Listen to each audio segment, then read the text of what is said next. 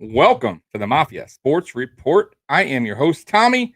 If you haven't subscribed already, please subscribe and hit that thumbs up.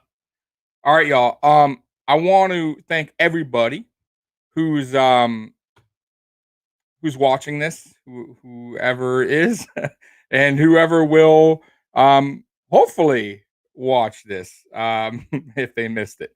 Um, I also want to say happy 4th of July weekend. Um, And I also want to tell you guys, I'm going to be doing this every Saturday at 8 o'clock. I initially was going to do it at 8:30, but 8:30 is a little bit too late, and I switched to 8. All right, y'all.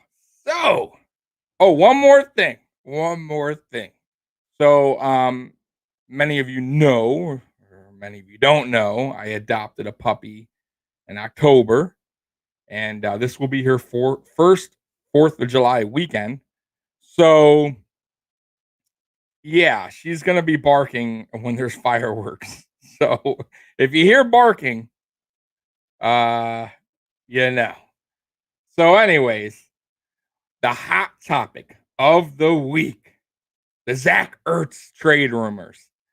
Um, Funny because these rumors have been going on for like months now, and I haven't seen any action or any real, like, Ian Rappaport reporting that, things are heating up between the Bills and the Eagles. Like, these are all rumors from just, I guess, whoever. I mean, like, the Eagles announcer who said this a week ago and is now saying, well, I said that a week ago. It's not new news. So, we'll see. Right now, it's just rumors. But let's get on the Ertz thing. So, I see a lot of mixed opinion on Zach Ertz from Bills fans. Some of you guys are saying, well, he's old, his injury issues, he's washed up, his age. That's one thing I'm hearing. The other thing I'm hearing is, well, the contract, which of course is important. The other thing I'm hearing is, of course, we're not going to give up that much for him. So here's where I stand on Zach Ertz. One, if you want to really go back and look at his stats, right, which I have pulled up, um, the guy has pretty much played every game his career. Starting from his rookie year, 16 games, second year, 16 games, third year, 15 games, fourth, 14, fifth, 14, sixth, 16, 15, and then he only played 11 last season. Okay, so he's been pretty healthy. He's I don't know where this is coming from, where he's all of a sudden he's injury prone because he's played pretty much every game uh, since he's come into the league. That's one. Two, as far as I'm hearing, oh, he lost a step. He hasn't, his numbers are down. Okay, so rookie season, 470 yards receiving. Okay, second season, 700. Third, 850. Fourth, 800. Fifth, 800. Sixth, 1100. Seventh, 900. And then the last season, 335. Okay. So what does that tell you? If he was so declining, then I would say, okay. So the year before last year, he would have had bad numbers. He didn't. He had almost 1,000 yards receiving. He had 6 touchdowns. The year before, 1,100 yards with 8 touchdowns. The year before, 808. You get where I'm going with this, right? So he is not declining. Yes, of course, he's starting to age. He's 30 years old, but is that old? Um, Listen, if Zach Ertz were to be traded to the Buffalo Bills, all these people saying he's washed up and he's Mr. Injury guy, they will be kicking themselves, putting their foot in their mouth because this guy would improve the tight end room. He would definitely be our number one tight end. I love. I want to say it. Let me rewind that. I like our tight end right now in Dawson Knox. I like him. I think he has potential, but is he on the same level as Zach Ertz even at 30? No, he's not. Zach Ertz would definitely help this team. Um, Chances of winning a Super Bowl, 100%, for sure. Now, how much would we use them? I don't know because unfortunately our tight ends haven't really stepped up too much, and we have been playing not really playing the tight end position, not throwing to the tight end as much because maybe the trust isn't there. Um, and listen, here's my deal on the trade. If it happens, because it may not, I don't see Brandon Beane giving up more than a fifth or fourth round pick. I cannot see him giving a third. A fourth, sure. A fifth, sure, of course. But no more than that. I could see a player being involved. Possibly, let's say, a Cody Ford or a Mario Addison. Definitely. Addison, possibly more than Cody Ford because of the contract. I could see that happening if, like I said, it happens. Now, then you got to factor in his contract. So Bean would have to restructure or work or have some kind of, uh, you know, he'd have to talk to Ertz before the trade and see if Ertz would be willing to work out his contract. Because I don't think Bean wants to take on his contract. Now, if the Eagles cut Ertz, let's say there's no trade happens, no teams want to deal with the Eagles because the Eagles are asking too much, right? Because who knows right now what the Eagles are asking for?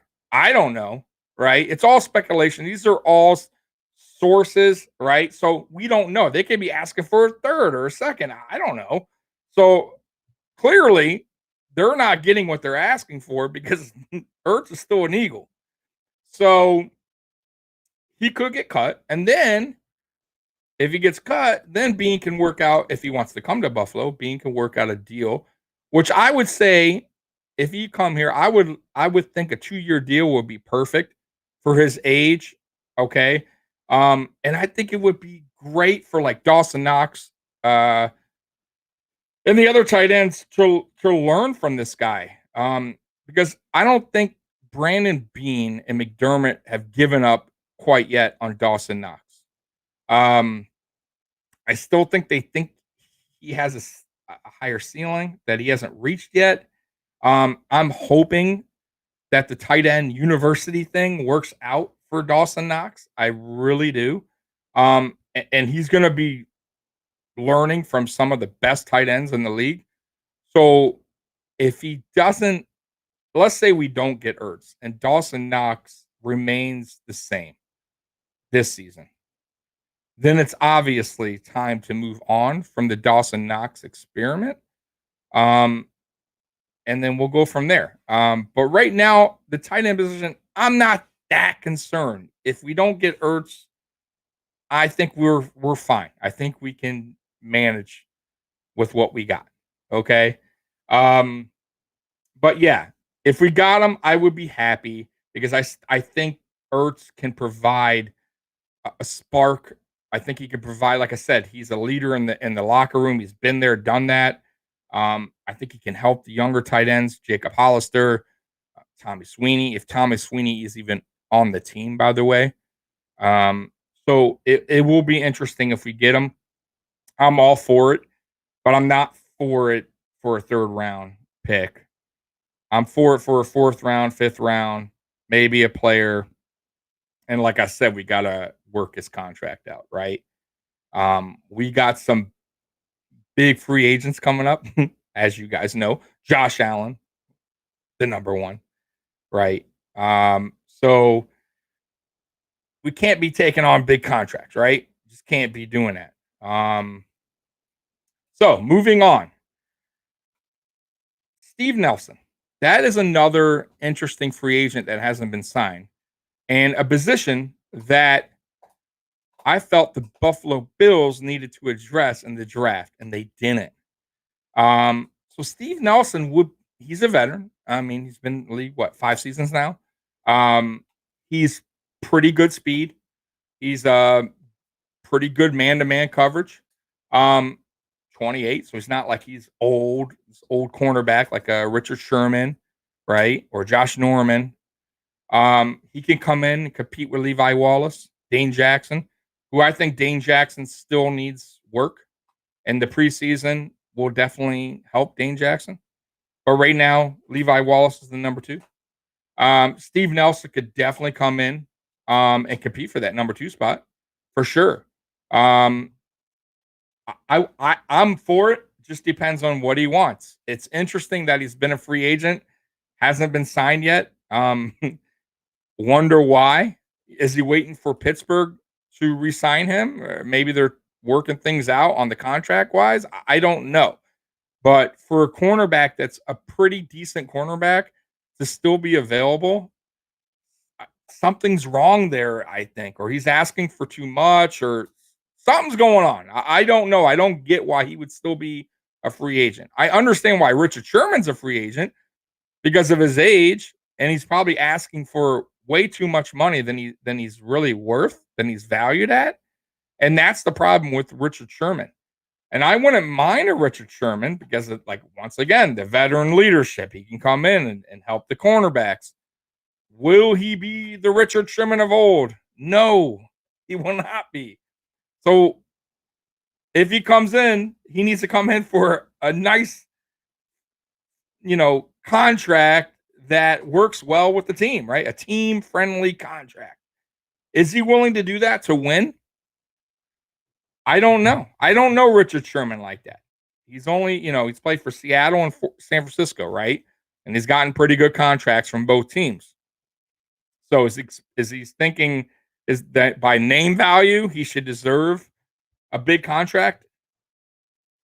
I don't know, but if that's the case, I'll pass. I'll take the Steve Nelson at a fair contract rather than overpay for aging Richard Sherman. I mean, that's just my opinion on that. I like I said, some Bills Mafia.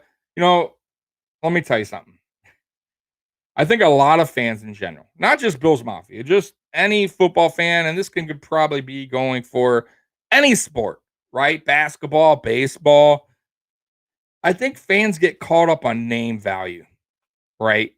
And I feel like they think that, because this person was once really, really great or good at that, that they can still be good. They just need another, a fresh outlook, a fresh team to go to, a new look, whatever.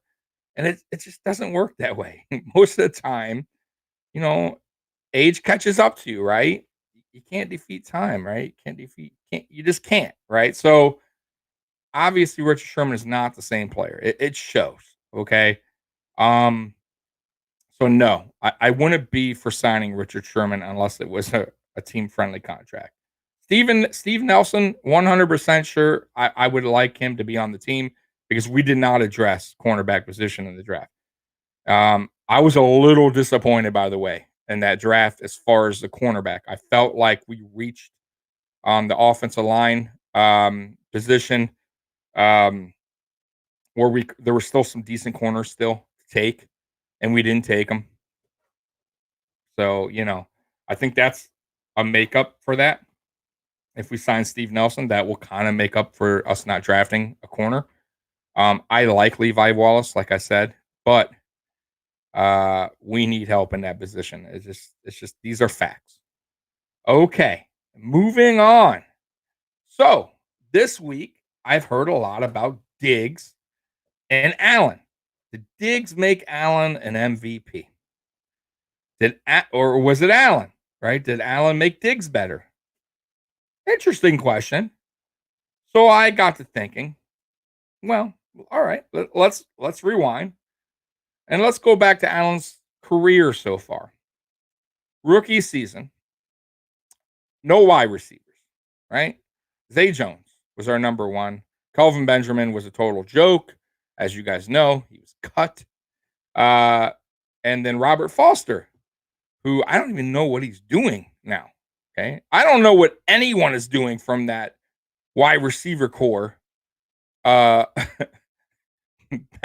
you know, of 2018. I don't know. Where are they? Right? Or like, are they waiting for the XFL, the Rock to start the XFL and join there? I don't know, but they're definitely not in the league. I think Zay Jones is still with the Raiders. I guess he hasn't done anything. So, anyways, what did Allen do his rookie season? Who was his go-to guy? Who was the guy that stood out the most? I mean, I get Robert Foster, right? I guess, right? Robert Foster will probably never put up the stats he put up ever again that he did in 2018 with the Buffalo Bills. And those are probably facts, I'm just saying. So moving on, 2019, we finally got Josh some help, right? We signed John Brown, Cole Beasley. John Brown, over 1,000 yards, 1,060 to be exact. His best season ever as a wide receiver. He had 1,000 with Arizona, but it wasn't 1,060. So it was his best season as a wide receiver. Josh Allen did that. Moving on, 2020. Diggs, who's had decent seasons, never had 1,500 yard season, right? With Minnesota, never. Cole Beasley, almost 1,000 yards receiving, 975, I believe. Never had that in his whole career. Why is that? Because of Allen? Yes.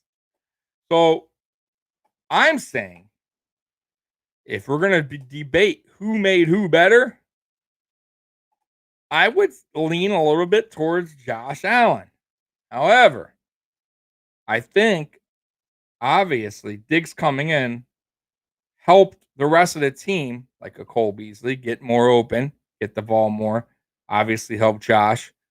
So I think they both help each other. They're peanut butter jelly. They work great together. It was a perfect match. I mean, that doesn't always happen, guys, right? Teams can get a high profile player or a guy that maybe was a problem with another team, right? And comes to that team and it's a problem, right? It could be. It doesn't always work out, but it worked out beautifully, right? It did. Like Allen and Diggs were like just clearly on the same page. So that was just, like I said, it doesn't always happen that way. And we kind of got lucky in a way, right? Because I don't remember the game. It was Tennessee. And Diggs went off sides or he had a false start or something like that. We were losing. It was at the end. And I remember Minnesota fans were saying, well, there you go. There's your Diggs. Good luck with that guy. That guy is a cancer to the locker room. Good luck, Bills Mafia. Thank you for getting rid of Stephon Diggs. He had I didn't think it was that big of a deal. I felt like he takes losses hard. I think he is just who he is, but I don't think he is bad for the locker room. I didn't hear anything negative from Stephon Diggs this last season. Nothing. In fact, it was all good. Him and Josh Allen were like best buddies. How does that happen? They only known each other 1 year, 1 season. I mean, look at Kelvin Benjamin. He couldn't even give Josh Allen time to practice with him before a game. There's players like that. And I'm not just dogging Kelvin Benjamin. I'm saying I'm sure there's other receivers that are cocky that, no, man, I'm good. I'm good with the warm-up passes. Let's just play football. I don't need warm-ups. I don't need to practice. That's bullshit. It is. And I don't think Diggs will do that to Allen. I think Diggs wants to work with Allen before the game starts. He wants to practice in the off season. He wants to talk to him on the phone and go over who knows, playbook or whatever they want to do in the next game. That's the receiver that we want. So thank God we got the right guy. I love Stephon Diggs, man. But for the debate that everyone's having, it's for sure Allen. Allen deserves the credit because Allen's the guy that has changed his mechanics. He's has all the pressure on him. There's a lot more to it for a quarterback than a receiver. He has a lot of pressure.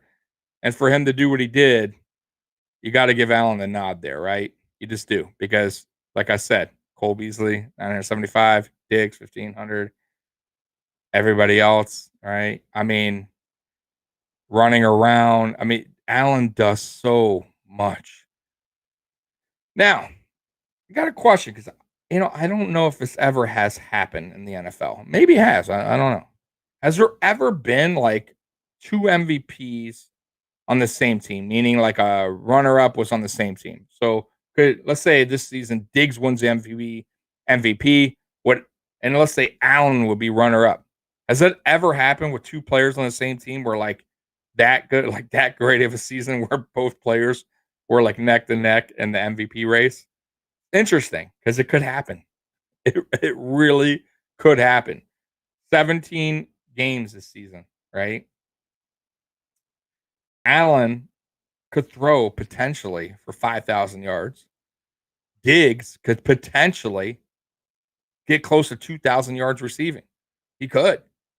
It'll be a really interesting season for them both. It will, man, because I think it's scary if you think about it. So now they're another year together. They really know each other well now. Man, I feel bad for other teams' defenses. I do because I think Allen and Diggs are going to tear people up, man. And then not only that, the rest of the receiving group. I mean, Gabe Davis, who had a really good rookie season, man. Watch out for Gabe Davis this season. Then they're talking about Isaiah Hodgins, who has gotten so much praise by the coaching staff since last season. What could he do? Man, Cole Beasley coming it back with another strong season, almost 1,000 yards. Don't forget about Emmanuel Sanders, who was a great route runner. Is he what he used to be? Of course not. But can he still shake and bake and get open? Yeah, he can. And that's going to be Josh Allen's other security blanket, him and Cole. I'm telling you right now, if you go ahead and double Diggs, okay, we got Emmanuel Sanders. You got Cole Beasley. Good luck, Gabe Davis. And if the tight ends can get going, man, watch out. Now, next thing I want to talk about. PFF. I'm not a fan of PFF. I really don't like their ranking system, but they finally got one right. They put Josh Allen in the top 5 quarterback list going into the 2021 quarterback list. I didn't say top players in the league because they put Josh Allen at number 40, which is, wow, that's pretty bad. But Allen, top 5 quarterback, well-deserved, and that's about right. Allen has gotten better every season. It's not like Allen has been shaky and one season good, one season okay, good, bad. No, he's improved every single year. Stats don't lie. Numbers don't lie. Wins don't lie. Playoffs don't lie, right? These are all facts. We are all watching this. Okay. Josh Allen missed playoffs rookie season, made the playoffs the second season, made the AFC Championship his third season. Now it's fourth season, Super Bowl bound. I mean, that's what it's looking like. That's what I would think would happen because Josh Allen is one thing about Josh Allen. He's very hard on himself.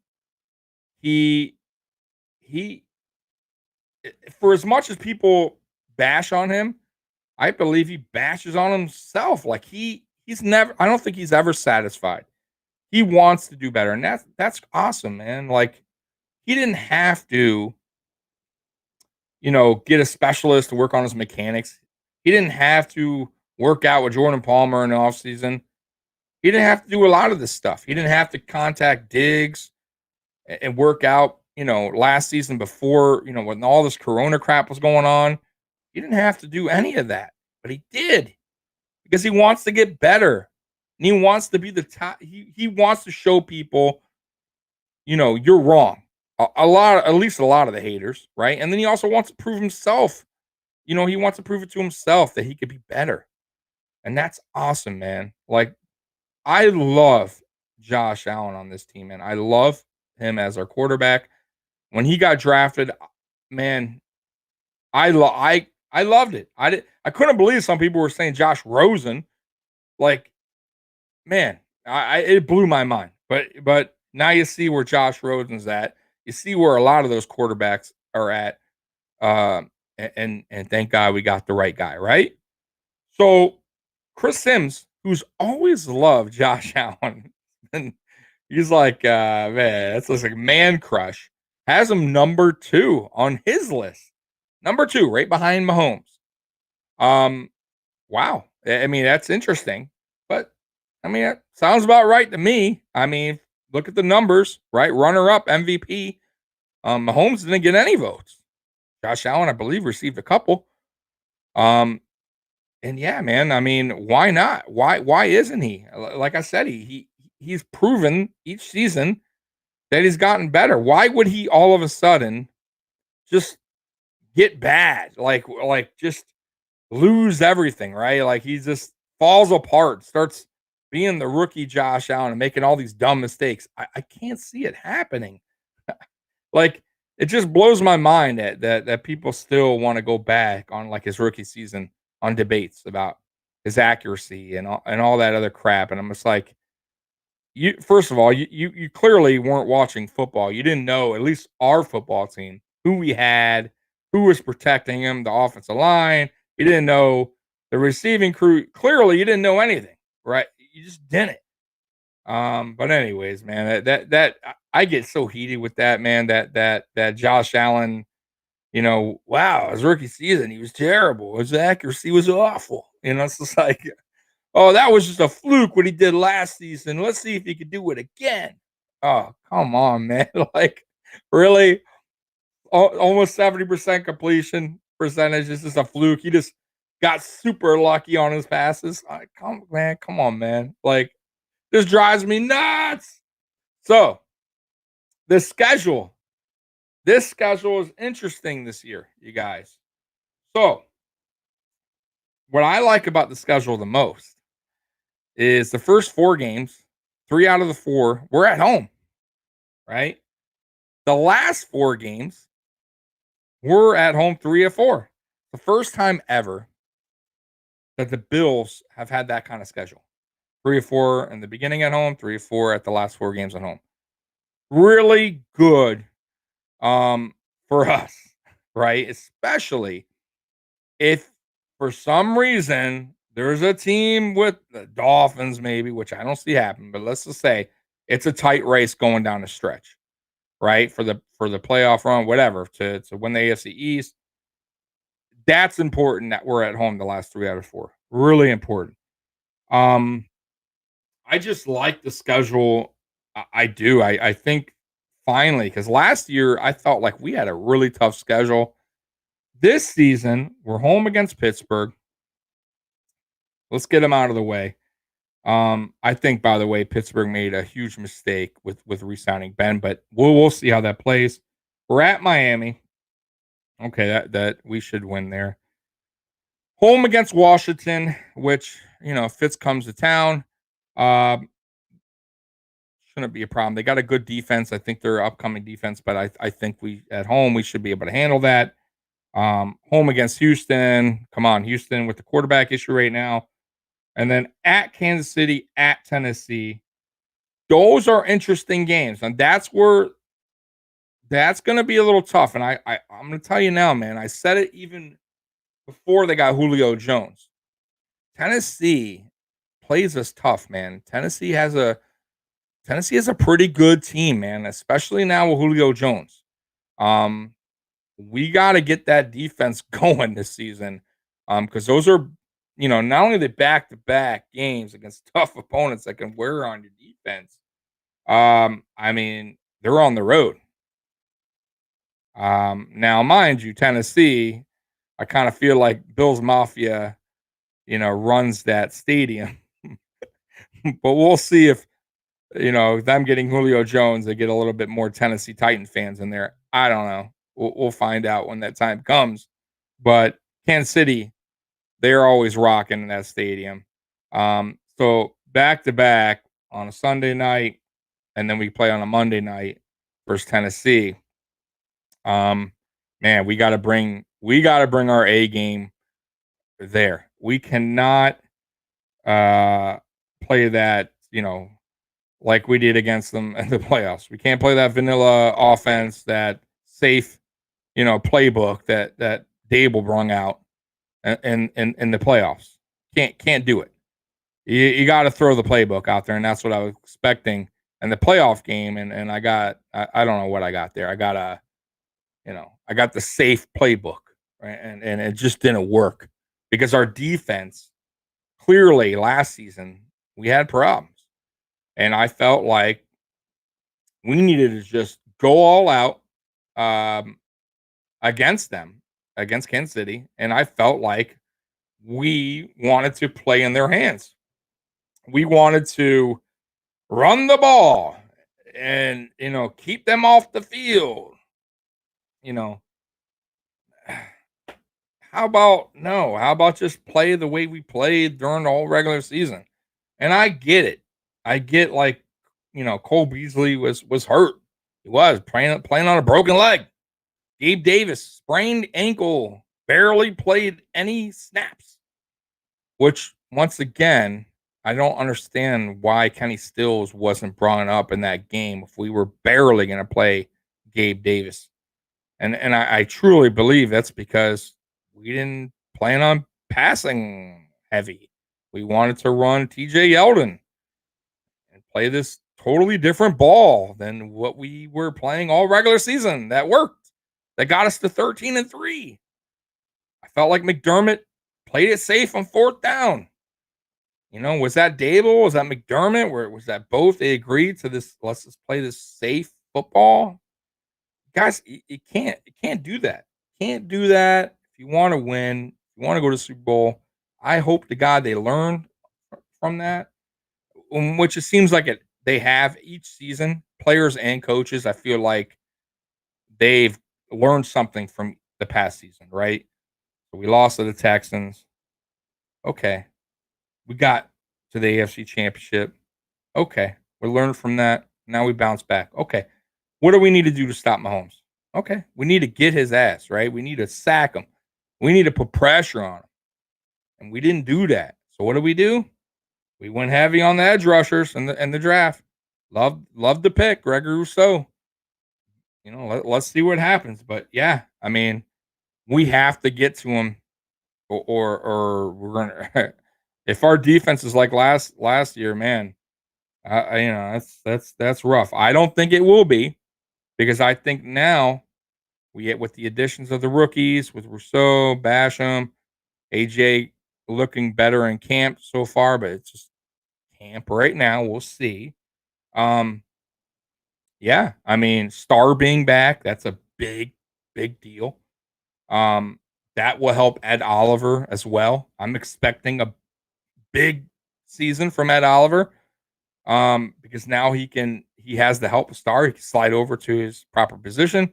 We'll see. I mean, Matt Milano's back. He's healthy, right? Tremaine Edmonds, working on he better be good contract. Better show out, man. Better show your worth. I believe he will. Trey White, he always shows out, right? He does. I expect another big season from him. Levi Wallace, Levi is who he is, but Levi busts his ass out there. I think Levi can handle it if we don't get another cornerback. I think the Bills, I think McDermott, Bean trust him to do the job. Dane Jackson, I believe he's getting better, but he needs more reps. Preseason will help. So let's see. I think the defense will be better this season for sure. But yeah, so just a heads up, I'm not going to go through every game, but to close out the season, we're home against Carolina, should be a win. At New England, should be a win. Home against Atlanta, once again, should be a win. And home against the Jets. Very love the schedule. I just love the schedule, man. They NFL hooked us up, man. They really did. I felt like we have one of the easier schedules, except for those two games that are back to back there, the at Carolina and Tennessee. Other than that, I mean, obviously the Tampa game on the road, Super Bowl champions, it's going to be interesting. That's a tough one. We got to bring our A game there. Tom Brady, the seasoned vet. Tom Brady. You know what he does against us, right? And I know Josh Allen is ready for that game. I know he wants that game. Man, interesting. So, wanted to get into Daboll and Frazier, right? Brian Daboll, Leslie Frazier. Are they leaving next season? I believe they are. I believe if we have another good season, hopefully Super Bowl, I believe Daboll and Frazier are going to be head coaches. I wonder, and I don't know if this ever happened, if a offensive coordinator and defensive coordinator both left at the same time, like got hired as coaches, head coaches, not left as like another coordinator or got fired. I'm talking about got hired as head coaches. I don't know if that's ever happened. If it has, let me know, comment, whatever. I don't think it has. I could definitely see them both leaving after this season. Daboll, I'll tell you, man, listen, he's gotten better as an offensive coordinator since he first joined us. No doubt about it. But once again, kind of like on the Diggs thing, did Allen make Daboll look better than really what he is? I Daboll just frustrates me, man. Like, I didn't like him coming in as the OC when we first hired him. I was not a fan. Um, I'll admit he's gotten better as an offensive coordinator, but I still think he makes so many in-game. He doesn't make in-game adjustments, and it frustrates the hell out of me. Like halftime, he gets. We always come out dry. Like the offense stalls. Like it's an ongoing problem since he came here, and I just feel like, man, he gets beaten out by better coordinators, defensive coordinators. He does. Like he doesn't have an answer sometimes.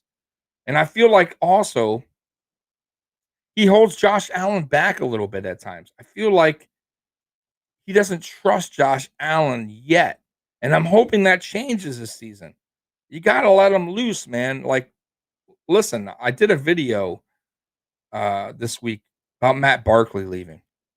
And Matt Barkley was the veteran quarterback that Josh will go sit down and talk to after a bad play, let's say, or a fumble or interception, whatever. He was always there to talk to and give guidance, right? Another quarterback, been there, done that. He's no longer on the team.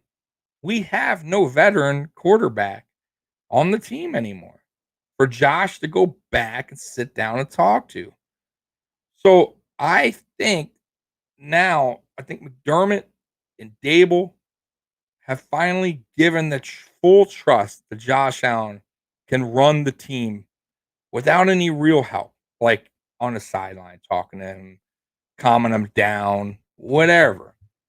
I feel like, they finally just have the total faith in Josh Allen and his abilities, his playmaking, that he's not going to, you know, do something wild and fumble and, you know, I feel like it's Josh Allen's time now. And that's awesome. But back on Daboll, if he leaves, I'm telling you right now, Ken Dorsey, if he becomes the offensive coordinator, which he should, because he knows the offense as it is right now. I believe he has good chemistry with Josh Allen. I believe he's helped Josh Allen more than people know. I believe he could put his own spin on the offense. And it's not going to be like bringing in another offensive coordinator that will mix everything up and you know, mess up the offensive rhythm, right? Like do his own playbook. Like I think, man, I think the Dorsey situation, him being on the team still is a sign, man, because he could have left, right? I think he could have. Dorsey stayed on for another season. I think Dorsey would get the keys, man, for the offensive coordinator position if Daboll leaves, which I think he will. And I don't think Bills fans should worry. I think Bills fans should be excited for that because any listen, Ken Dorsey made, I don't say if he made Cam Newton, but he really helped Cam Newton out a lot. And Cam Newton, I felt like played his best football under Ken Dorsey as a quarterback coach. He did. And I feel like Josh Allen has played way better since bringing Ken Dorsey in 2019. I mean, just look at the stats, man. Ken Dorsey was a hell of a college quarterback. Just couldn't make it in the NFL, and that's okay. But man, the dude is super smart. The dude is a former quarterback. He's gonna know how to talk to Josh Allen. He relates, I think, a little bit better than Daboll and Allen would. And I know Allen loves Daboll, but he's gonna really love Ken Dorsey calling the plays because I think Ken Dorsey will open it up a little bit. I think he will be a little bit more let Josh be Josh. Okay. Because I still think Daboll still think he doesn't have that full trust in Josh Allen, and he kind of hurts him that way. Um, Now Leslie Frazier leaving. Um, Man, listen, Leslie Frazier, he deserves a head coaching job. He does. He used to be a head coach in Minnesota. I didn't think he was that bad in Minnesota. He's a really good dude overall. I think he's a player's kind of coach. I think he can be a good coach in this league. I do. Um, that's a tricky situation. So if he leaves, McDermott, who's a defensive minded coach, he's going to have to find a coach that's willing to kind of work with McDermott because I feel like McDermott and Frazier have that chemistry where McDermott can step in and Frazier's not going to get upset about him changing maybe a play or maybe he runs a few play, whatever the deal is. And it's happened multiple times. And I don't think Frazier minded that. He didn't. So bringing another defense coordinator in, man, that defense coordinator, one, he has to be on the same page as McDermott. He just has to be. It won't work. McDermott's like that. So it's going to be interesting. Do we hire within? Do we get a coach that's been fired? Or I don't know. So I don't.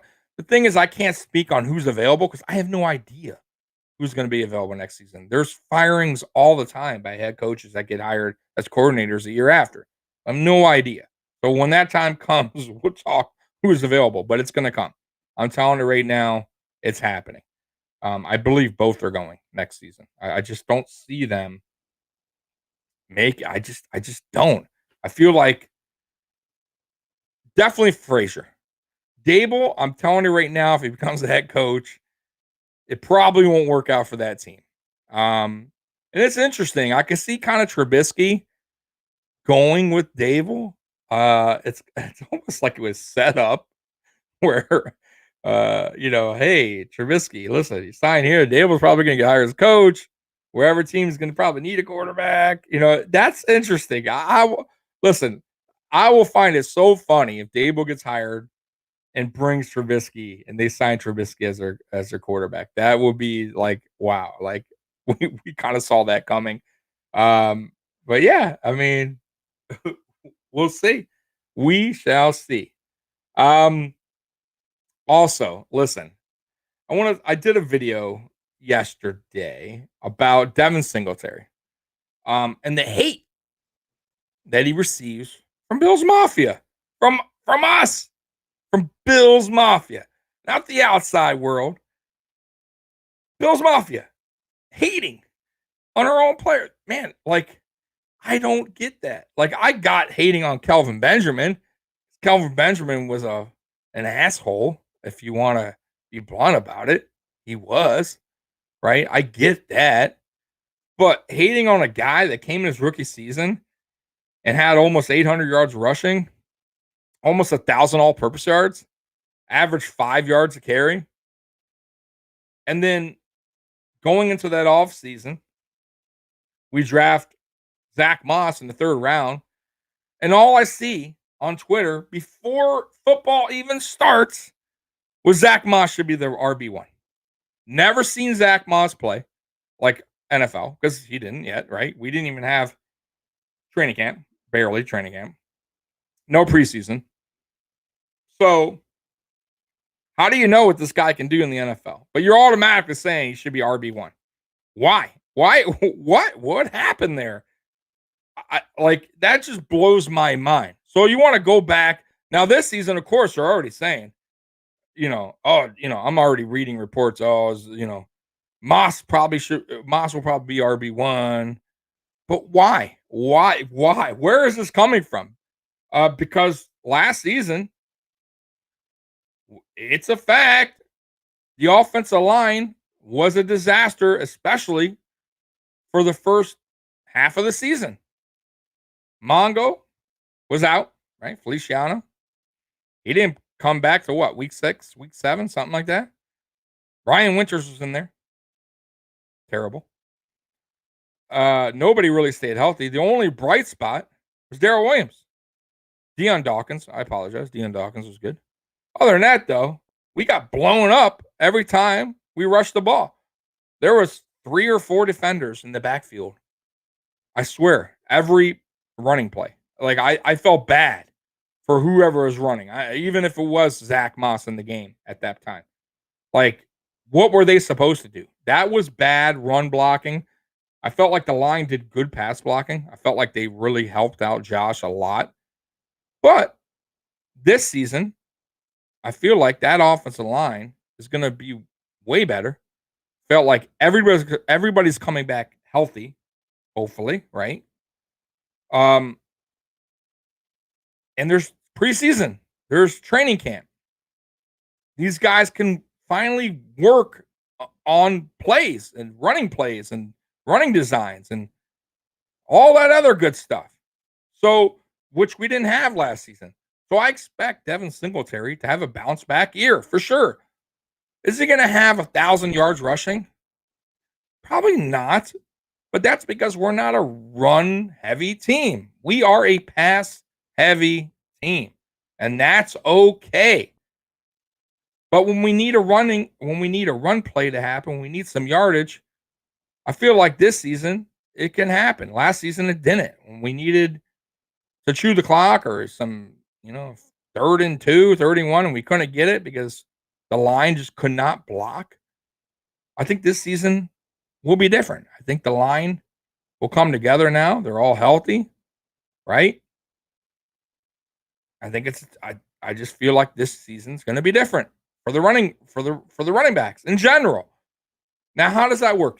We all know McDermott likes to have a true back system. That's what everyone says, right? That's what he said too, right? But still, there's always still an RB1 who has more carries, more snaps.